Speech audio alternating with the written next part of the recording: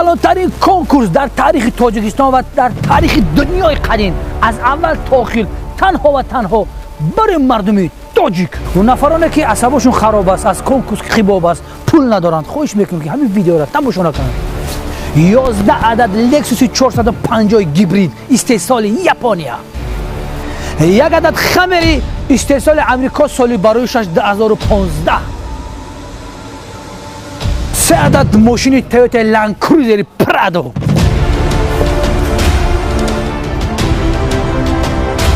یک عدد لکسوس رنگش سیاه سالی برایش 2012،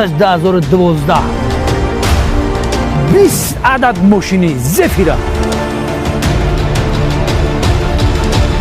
یک عدد لکسی 570 در کنکورس ما، 17 ماشین مرسدس یک کلاس، همچنین در کنکورس ما شرکت کنندگان یک عدد ماشین زنکش اینگیری.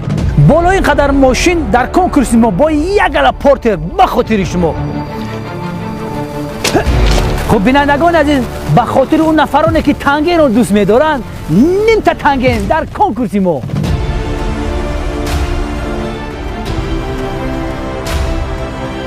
توفای اساسی کنکورس ما 2 عدد سمالات قطعی لیوچیکوش.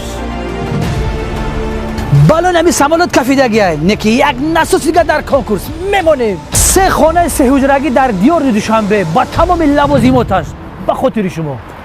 و همچنین 100 کنورت خالی شما میتونه که در اون داخل کنورت خالی 1000 روبل 5000 روبل 100,000 روبل گذارید. هر وقتی که در کار شود میگیرید استفاده میبرید.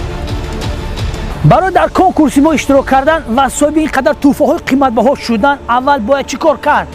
در کانال اینستاگرامی تشریف خیلی پادپیسات میکنید. در کانال اینستاگرامی وستنگ میدیا و کانال یوتیوب وستنگ میدیا پادپیسات میکنید. چی لایک و دیزلایک و زنگولایکی باشد همه او را میجقید.